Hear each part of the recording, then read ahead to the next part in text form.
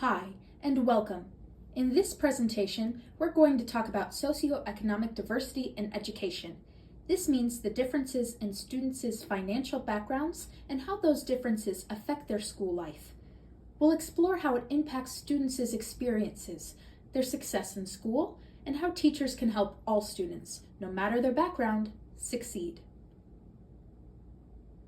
So what do I mean by socioeconomic diversity?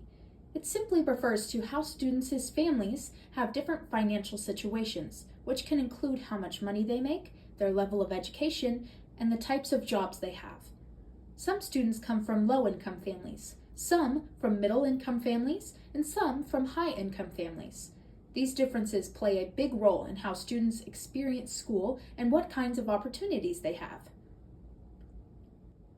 Now let's look at how socioeconomic status affects students' lives.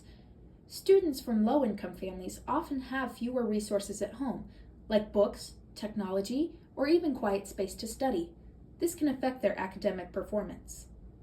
Socially, students who struggle with money might also face stress at home. Things like not knowing where their next meal will come from or dealing with housing instability. This can lead to emotional challenges, which might make it harder for them to focus at school. Students from low-income families may also not have the same opportunities to join clubs or sports, and this limits their ability to grow outside the classroom. Finally, when it comes to preparing for the future, like going to college or getting advice about careers, students from wealthier families often have more guidance and opportunities, while those from lower-income families may not have access to the same support. So why should teachers care about all of this? Well, it's important because teachers can play a huge role in making sure every student has a fair chance to succeed. By understanding socioeconomic diversity, teachers can make sure they're helping students based on their unique needs. For example, a student who comes from a low-income family might need extra help with their schoolwork or more support at home. Teachers can also create an inclusive classroom where all students feel valued, no matter their background. When teachers show they care and create a safe space for everyone, it builds trust with students.